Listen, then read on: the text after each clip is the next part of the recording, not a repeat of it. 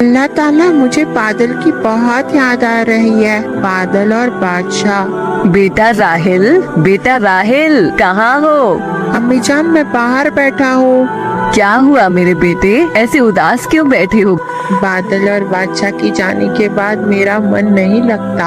हम समझ सकते हैं तुम्हारा दर्द बेटा। बादल बादशाह भी तुम्हें बहुत याद करते होंगे। चलो अंदर आओ, बादल आ रहे हैं, लगता है बहुत तेज बारिश आने वाली है। जोरदार बारिश होने लगती है और बिजलियाँ कौंध रही होती हैं।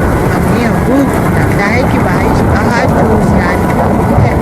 हाँ बेटा, लगता तो ऐसा ही है। अल्लाह रहम फरमाए। सारे गांव वालों के घर में पानी भर जाता है और अब्दुल्ला की छत में टूटी होती है। या अल्लाह, कितनी जोर से बारिश हो रही है। हमारा घर तो पहले से ही टूटा हुआ है। अपना रहम फरमा मेरे रब। बेटी रेशमा कहाँ गई? वो तो पारा पढ़ने मस्जिद गई थी। या अल्लाह, मेरी बेटी की हिफाजत अता फरमा। अम्मी अब्बू, मैं देख कर आता हूँ मस्जिद में। नहीं बेटा, तुम नहीं जाओ, मैं जाकर देखता हूँ। बाहर बहुत बारिश हो रही है। अब्दुल्ला घर से बाहर जाता है। अब्दुल्ला पूरे गांव में देखता है कि हर तरफ पानी पानी होता है। उसका आधा शरीर पानी में डूब जाता है और मस्जिद के पास जाकर देखता है, वहाँ बैठी रेशमा रो रही होती है। बेटी रेशमा, फिक्र मत करो, मैं आ गया हूँ। बाबा जल्दी आइए, मुझे बहुत डर लग रहा है, यहाँ बहुत पानी आ रहा है। अब्दुल्ला रेशमा को कंधों में बिठाकर पानी को चीरता हुआ अपने घर पर आता है। अब्दुल्ला और क्या देखता है कि घर में भी पानी भर गया होता है। सब लोग मिलकर बाहर पानी निकालने लगते हैं। कुछ देर बाद बारिश रुक जाती है। अल्लाह तेरा लाख लाख शुक्र है जो आपने इस बरसात को रोका। हम गरीबों के लिए तो क्या गर्मी, क्या सर्दी और क्या ये बरसात, सब एक जैसे हैं। हम गरीबों पर अपनी रहम बरसाते रहना। अम्मी जान, मुझे बहुत भूख लगी है।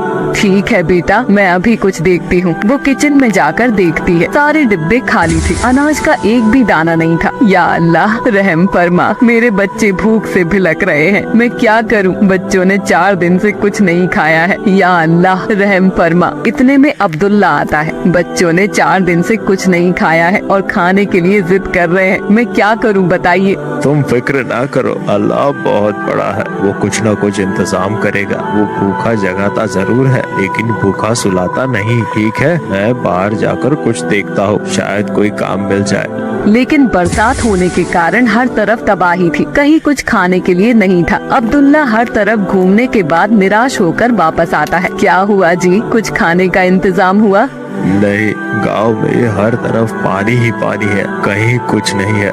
रेशम और राहिल सारी बातें सुन रहे होते हैं और पास जाकर कहते, बाबा, हमने मस्जिद में जाकर खा लिया था। वहाँ एक अलीम बुजुर्ग लोगों को खाना बांट रहे थे। हमें वहाँ से 2 रोटी मिली।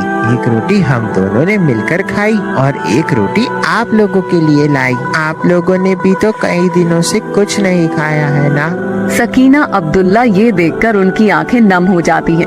हर एक माँ बाप को तुम जैसी नेक औलाद अता फरमाए अल्लाह। मैंने कहा था ना, अल्लाह भूखा जगाता जरूर है लेकिन भूखा सुलाता कभी नहीं। वो अपनी रहमत किसी न किसी रूप में भेज ही देता है। बस सब अल्लाह का शुक्र है। वो सब अब अल्लाह का शुक्र अदा करते हैं और सो जाते हैं। राहिल और रेशमा एक साथ लेटे होते हैं। भाई, मुझे बहुत भूख लग रही है, भूख के कारण मुझे नींद नहीं आ रही। अच्छा रुक मेरी बहन, मैं तेरे लिए कुछ ना कुछ बाहर से लेकर आता हूँ। राहिल बाहर जाकर देखता है तो वहाँ तूफान आया होता है। कभी राहिल को एक अमरूद का पेड़ दिखाई देता है। राहिल अमरूद तोड़ने के लिए जाता है। वैसे ही तेज बारिश आने लगती है। बारिश इतनी तेज कि राहिल समझ में नहीं आता कि वो क्या करे। वो अमरूद का पेड़ पकड़ लेता है, अल्लाह से दुआ करता है, अल्लाह मुझे बचा ले। मेरे बादल और बादशाह मुझे हमेशा बचाते थे, लेकिन आज वो नहीं है तो मुझे कौन बचाएगा? या अल्लाह मेरी हिफाजत फरमा। उधर सकीना अब्दुल्ला की आँख खुलती है। वो क्या देखते हैं कि राहिल घर में नहीं है और बेटी रेशमा, राहिल कहाँ है? अम्मी जान, मुझे माफ कर दो। क्या हुआ बेटी? मुझे भूख लगी थी बाबा, मैंने राहिल से कहा कि मुझे भूख लगी है तो वो बाहर जाकर कुछ खाने के लिए लेने गए थे, लेकिन अभी तक नहीं आए। क्या क्या कर रही हो रेशमा? ऐसे कैसे हो? तुमने राहुल को बाहर जाने के लिए कहा। पता नहीं कितना छोटा है राहिल। बाहर बारिश तूफान आ रहा है। या अल्लाह, मेरे बेटे की हिफाजत फरमा। जैसे हजरत यूनुस को मछली के पेट में जिंदा रखा, वैसे मेरे बेटे की हिफाजत अता फरमा। वो तीनों अल्लाह से दुआ करने लगते हैं। अल्लाह, मेरे छोटे भाई की हिफाजत अता फरमा, नहीं तो मैं अपने बाबा अम्मी जान की गुनहगार बन जाऊंगी। ये सब मेरी वजह से हुआ है। या अल्लाह, मुझे इस गुनाह से बचा। राहिल भी अल्लाह से दुआ कर रहा होता है। तभी वो सामने क्या देखता है कि आसमान में तेज रोशनी होती है और उस रोशनी में से एक आवाज आती है। तुम फिक्र मत करो, तुम्हारी हिफाजत करने वाला तुम्हारा अल्लाह है। मेरे सिवा कोई माबूद के लायक नहीं। मेरी मर्जी के बिना एक पत्ता भी नहीं हिल सकता। मैं तुम्हारी हिफाजत के लिए तुम्हारी जान, बादल और बादशाह को तुम्हारे पास भेज रहा हूँ। वो क्या देखता है कि आसमान को चीरते हुए तेज रोशनी में बादल और बादशाह आ रहे हैं। राहिल देखकर ही बहुत खुश हो जाता है और वो राहिल को बचाते हैं। हम बहुत खुश हैं। हम तुमसे एक बात ये कहना चाहते हैं कि अपनी अम्मी और अब्बू का दिल ना दुखाना, ना ही उनसे फरमानी करना, झूठ से परहेज रखना, कुरान और नमाज की पाबंदी रखना। ये सब करने से अल्लाह बहुत खुश होता है। इसका सिला तुम्हें ऊपर जाकर मिलेगा। हर एक नेकी के बदले अल्लाह तुम्हें 70 नेकियां अता फरमाएगा। इस तरह एक बार फिर बादल और बादशाह राहिल की जान बचा ली। बादल और बादशाह राहिल को सही सलामत उसके घर छोड़ देते हैं और अल्लाह के घर वापस चले जाते हैं। राहिल सारी बात अपनी अम्मी और अब्बू को बताता है। बादल और बादशाह हमारे लिए ये फरमान लाए थे कि हमें नमाज और कुरान की इबादत करनी चाहिए, झूठ से परहेज करना चाहिए। उस्मान बहुत छोटा था जब उसकी अम्मी गुजर गई थी, जिसके बाद उसके अब्बू अब्दुल ने उसे बड़े प्यार से पाला पोसा था। एक दिन उस्मान अपने अब्बू से जिद करता है। अब्बा, आप अपने काम में मशरूफ रहते हैं और मैं घर पर अकेला रहता हूँ। मेरा दिल नहीं लगता है स्कूल से आने के बाद। मैं सारा दिन अकेला रहता हूँ और मुझे डर भी लगता है। मेरे बच्चे, तू तो बहादुर बच्चा है ना, और बहादुर बच्चे किसी से नहीं डरते। अब्बू, आप मेरे लिए कोई पालतू जानवर ले आइए ना। मैं उसके साथ खेला करूँगा और मेरा मन भी लगा रहेगा और मुझे एक साथी भी मिल जाएगा। उस्मान की बोली हुई ये बात अब्दुल को अच्छी लगती है और उसके बाद वो उस्मान के लिए एक छोटा सा बकरा लेकर आता है, जो कि दिखने में बहुत प्यारा था। उस्मान उस बकरे को देखकर बहुत खुश होता है और अपने अब्बा से कहता है। अब्बा, ये बकरा तो सच में बहुत प्यारा है, लेकिन मैं इसको किस नाम से बुलाऊंगा? मुझे समझ नहीं आ रहा है। आप इसका कोई अच्छा सा नाम बताइए ना। तुम तो जानते ही हो कि हमारे लिए 786 नंबर कितना मायने रखता है, इसीलिए तुम इस बकरे का नाम भी 786 ही रख दो। अब्बा जान, आपने तो बहुत पते की बात की है। हम इसको 786 बुलाया करेंगे। उस्मान ये बोलकर खुश हो जाता है।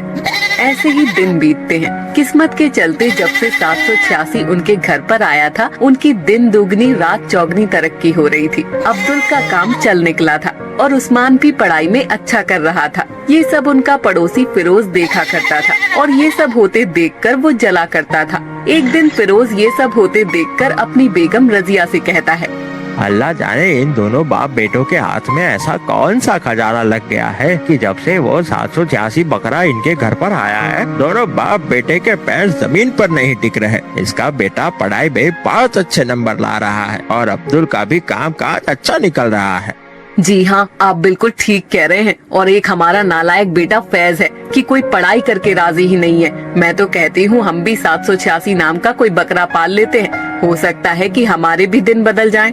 रजिया की ये बात सुनकर फिरोज भी एक बकरी लेकर आता है, जिसका नाम 786 रखता है। लेकिन उस बकरी के आने के बाद भी उन लोगों के हालात नहीं बदलते, बल्कि उनका बेटा फैज अपनी क्लास में फेल हो जाता है। जिसके बाद फिर फिरोज उस बकरी को वापस उसके मालिक के पास छोड़ आता है और आकर अपनी रजिया बेगम से कहता है।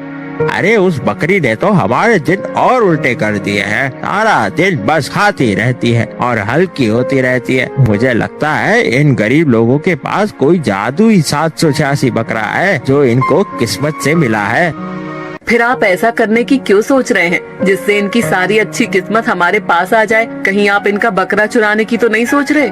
जिसके बाद फिरोज एक शैतानी मुस्कान रजिया को देता है और रजिया भी इस बात से कोई एतराज नहीं करती। उसके बाद फिरोज एक रात उस्मान और अब्दुल के घर से 786 को चुरा लाता है और अपने पास रख लेता है। कुछ दिन के बाद भी उसकी किस्मत में कोई सुधार नहीं आता और वो 786 को एक छड़ी से पीटने लगता है। 786 कराह रहा था और फिरोज कहता है, ना जाने ये बकरा यहाँ करिश्मा क्यों नहीं दिखा रहा है। उस गरीब के घर तो 786 बकरा अपनी मेहरबानी की बारिश कर रहा था और यहाँ आकर मनहूस लग रहा है। जब से आया है रसिया भी बीमार पड़ रही है। फिरोज छड़ी से 786 को पीटता जा रहा था और वो दर्द से कराहे जा रहा था और वहीं दूसरी तरफ उस्मान का भी रो रो कर बुरा हाल था, क्योंकि 786 के बिना उसे बहुत अकेलापन महसूस हो रहा था। उस्मान रोते हुए अपने अब्बा से कहता है, देखिए ना अब्बा जान, कौन मेरे 786 को चुरा कर ले गया है। उसके बिना मुझे बिल्कुल भी अच्छा नहीं लग रहा है। मेरा कुछ भी खाने पीने का मन नहीं कर रहा है। अब्बा जान, आप मेरे 786 को वापस ले आइए ना। अरे उस्मान मेरे बच्चे, आखिर मैं इतने बड़े शहर में उस चोर को कैसे ढूंढूंगा जिसने हमारे 786 को चुराया है। तुम अपना दिल छोटा मत करो, मैं तुम्हारे लिए एक नया बकरा लेकर आऊंगा और उसका भी नाम 786 रख दूंगा। अब्दुल उस्मान को समझाने की कोशिश करता है, लेकिन उस्मान उसकी बात नहीं मानता, क्योंकि उसका उस बकरे से बहुत ज्यादा लगाव हो चुका था। वहीं दूसरी तरफ फिरोज 786 को बहुत डराया करता और उसे पेट भर के खाना तक नहीं देता। जिसके बाद एक दिन फिरोज खुद से कहता है, कोई बात नहीं, अगर ये 786 अपनी किस्मत की बारिश यहाँ नहीं कर रहा है तो मैं उसे अब्दुल के घर भी जाने नहीं दूंगा। इसे ले जाकर किसी जंगल में छोड़ाऊंगा। मैं खुश ना रहूं चलेगा, लेकिन वो अब्दुल भी खुश नहीं रहना चाहिए। फिरोज ये बोलता है और उसके बाद 786 को ले जाकर किसी जंगल में छोड़ आता है और 786 जंगल में भटकने लगता है। वहीं अब्दुल भी एक नए व्यापारी से बात करने के लिए जंगल के रास्ते से होते हुए गुजर रहा था। तभी उसकी नजर 786 पर पड़ती है और वो उसे देखकर पहचान लेता है। जिसके बाद वो 786 के पास जाता है और देखता है कि वो बहुत कमजोर हो गया है और अब्दुल कहता है, या अल्लाह, न जाने कौन सा ऐसा बेरहम इंसान है जिसने इस जानवर को इतना मारा है। या अल्लाह, उसे जरूर उसके नापाक इरादों की सजा देना, जरूर देगा। अब्दुल किसी की आवाज सुनकर घबरा जाता है, क्योंकि वो नहीं जानता था कि जिस बकरे को आज तक उसने पाला पोसा था वो बोल सकता है। ये सब देखकर वो घबरा जाता है और कुछ पल के लिए स्थिर हो जाता है। जिसके बाद वो फिर से यकीन करने की कोशिश करता है कि अभी बकरे ने उससे बात की और बकरा यानी कि 786 कहता है, हाँ अब्दुल, मैं ही तुम्हारा 786 हूँ, मुझसे डरो मत। दरअसल मुझे अल्लाह ने कुछ खास ताकतें बख्शी है।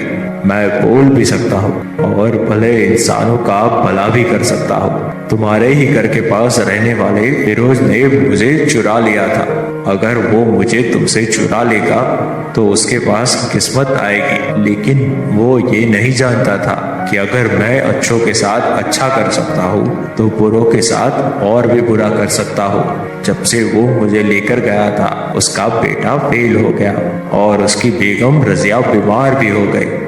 तुम मुझसे क्या चाहते हो? मैं तुम्हारे लिए क्या कर सकता हूँ? मुझे अल्लाह ने तुम्हारे पास भेजा है। अब इस बार आने वाली बकरा ईद पर तुम मेरी कुर्बानी दोगे तो अल्लाह तुम्हें हमेशा सारी खुशियाँ देगा और तुम्हें अपनी जिंदगी में किसी भी चीज की कोई परेशानी नहीं होगी।